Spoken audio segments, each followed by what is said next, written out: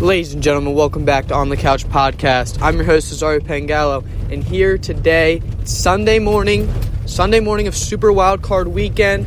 I'm going to make my reaction to the games on Saturday and preview the Sunday games. All right, let's go. Don't forget, follow us on all our social media pages, Instagram, On the Couch Podcast 19, and Twitter at _OTC Podcast _. All right, let's get into it. So yesterday, the Cincinnati Bengals won their first playoff game in 31 years.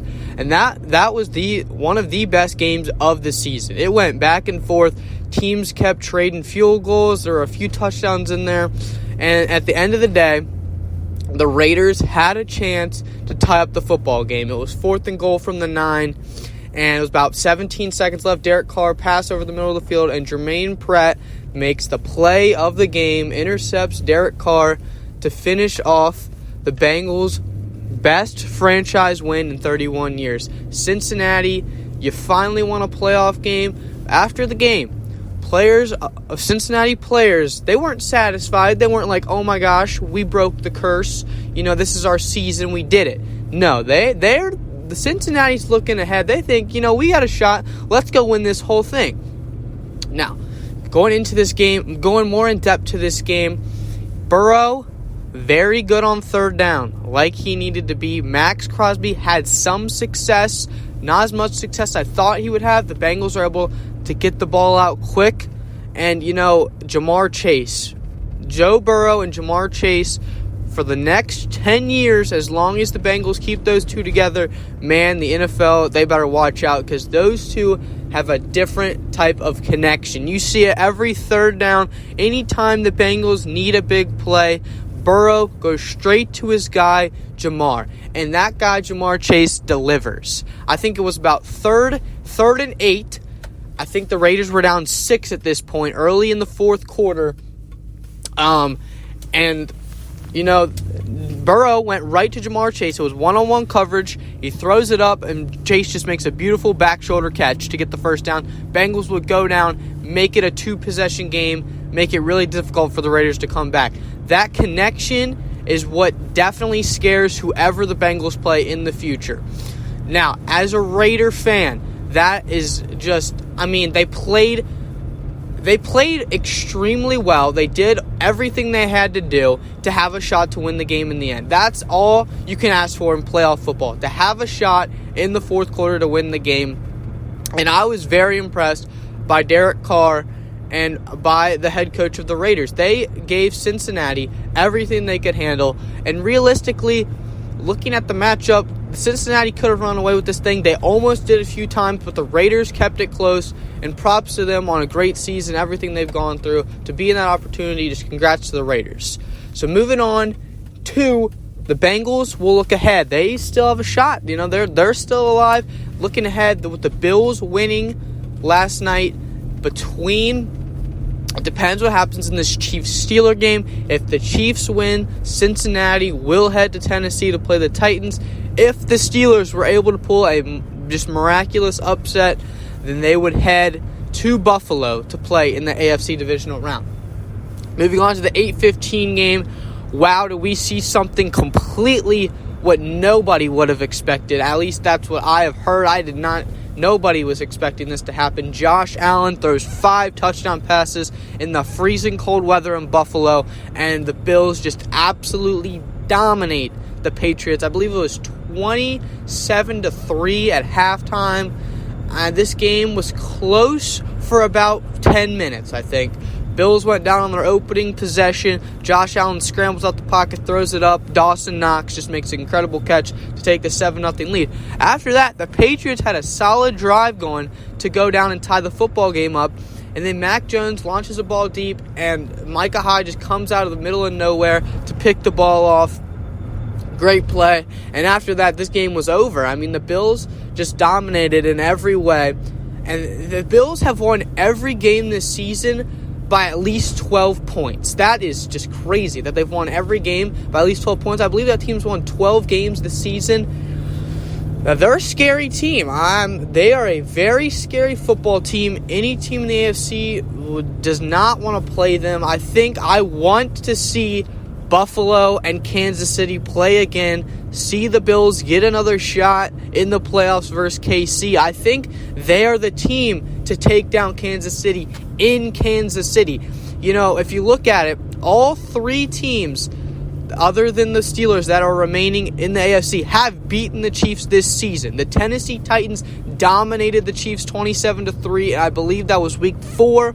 Then it was Sunday Night Football. The Bills went into Kansas City, got a little revenge. And then about 2 weeks ago, the Bengals beat the Chiefs at home, in Cincinnati on a game-winning field goal. So, you know, it's hard to beat a team twice. But the Chiefs, they got to get through the Steelers tonight first. But Buffalo, I bet they want to go to Kansas City. They're probably rooting for the Chiefs tonight. They want to get that rematch, that revenge that they've been searching for all season.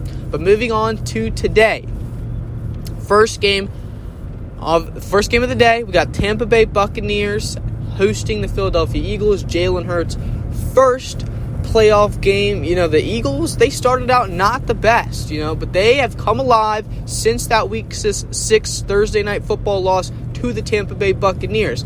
They have reconstructed their offense, ground and pound, using what Jalen Hurts, using his best abilities, which is his legs. He is a great running quarterback. He has over 750 yards and 10 rushing touchdowns. The first, only one of 2 quarterbacks to do that, him and Kyler Murray. And looking at this matchup, I think that the Eagles can keep this close. It's the playoffs.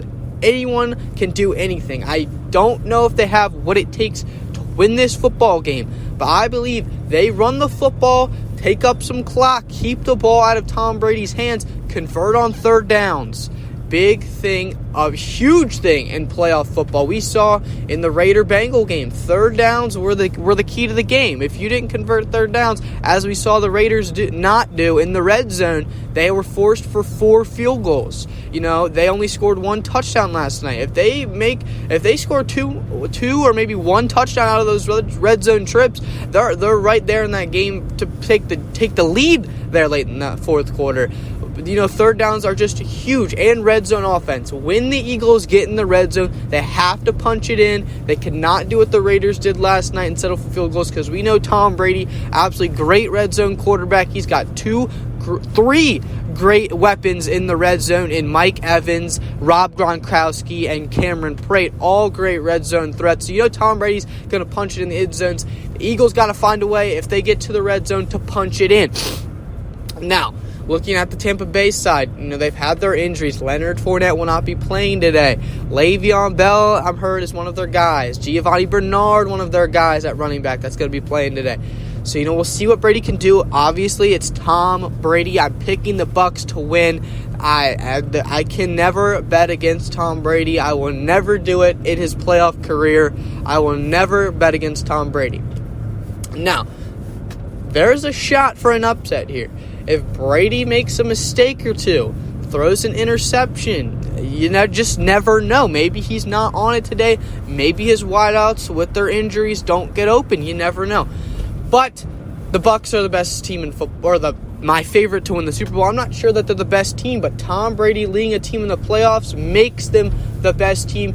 He knows what to do in playoff football. He finds the matchups, whether it's a small corner, a small safety on Gronk, or whether it's a slow linebacker on his running back. He will find the matchup and absolutely just take advantage of it, and that's what he's been doing for years. We saw all of his Patriot years finding the matchup. We saw in that Kansas City AFC Championship game, Gronk found him, Julian Edelman found him when he had the matchups. He just knows what he's doing, and he's the smartest quarterback to ever play the game.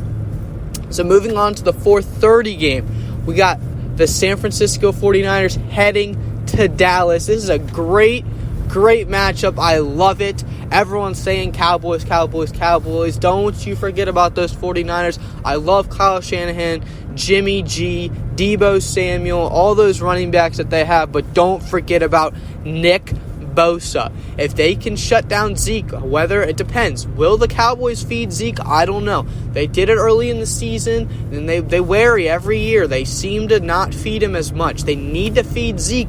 But if they don't feed Zeke, watch out for Nick Bosa getting after Dak Prescott and speeding the game up for him.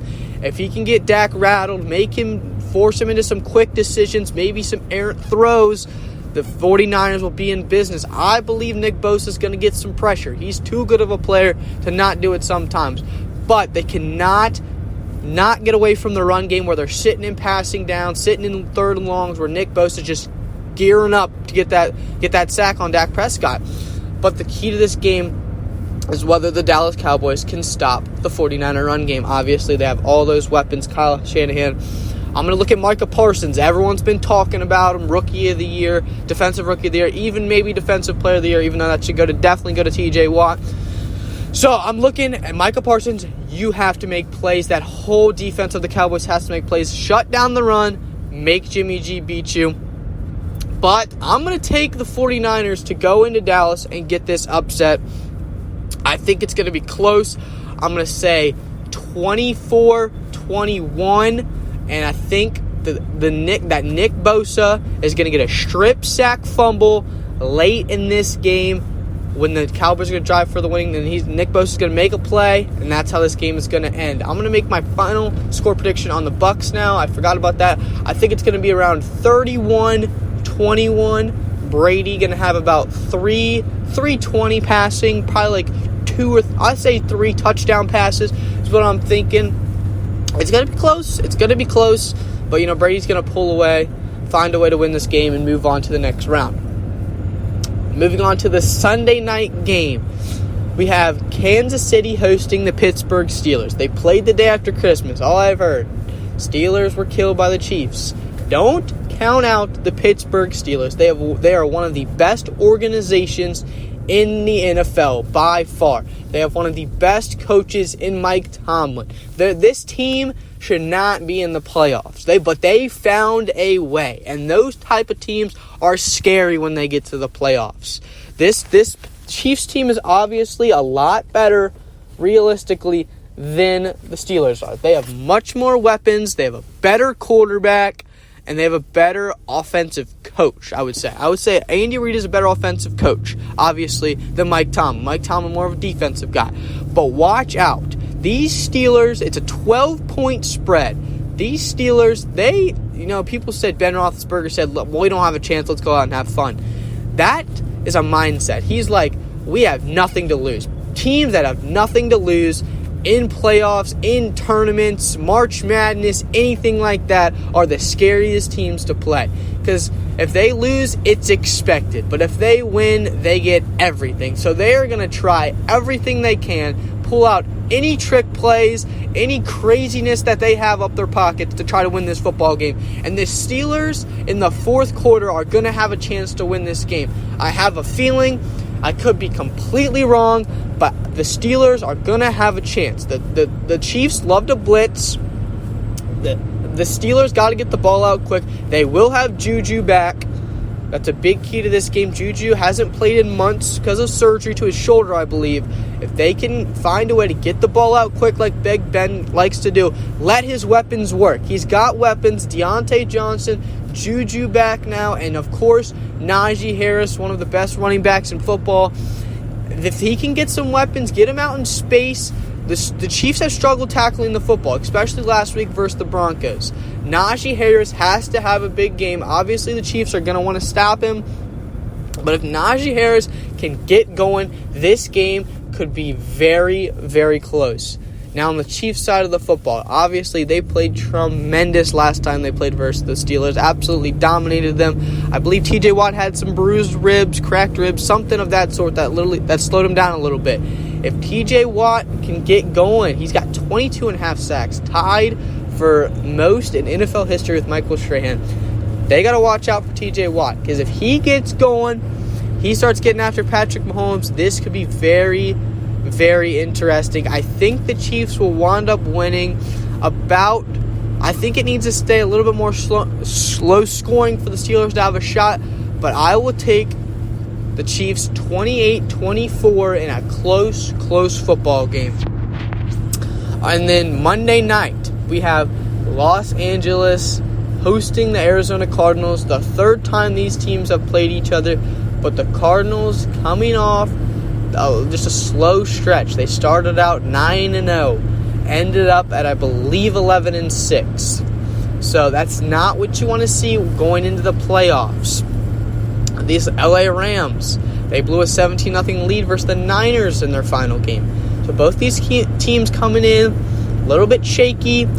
I still think both these teams can make a run in the playoffs. I would take the LA Rams to have a better chance of making a deeper run just because of the experience level of the Cardinals. But J.J. Watt, I think, is expected to play. Big key there. They get another pass rusher to get after Matthew Stafford. We have seen in the games where the LA has lost or struggled, Matthew Stafford has played his worst football. This offense clicks with Matthew Stafford and falls with Matthew Stafford. You know, they got to get the run game going with Darrell Henderson, Sony Michel.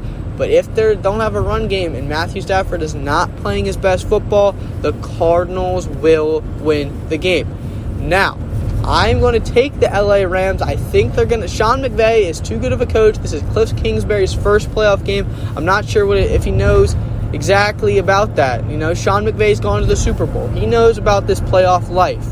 So I think I'll take the Rams because of the coaching, because of the experience. Matthew Stafford hasn't been in the playoffs in a couple of years. I think the last one he played was against Seattle, and it was in Seattle, and they wound up losing the game.